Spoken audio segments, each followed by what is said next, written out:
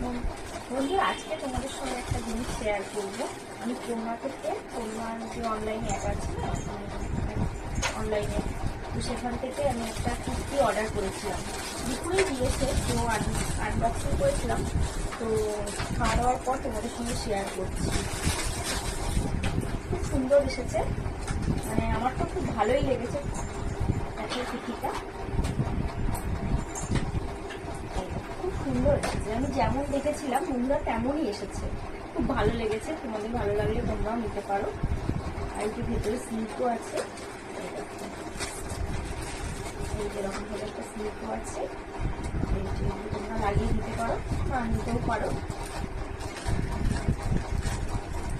এই দেখো একটা এখান থেকে আমি নিয়েছি, আমাদেরকে দেখালাম। এই দেখো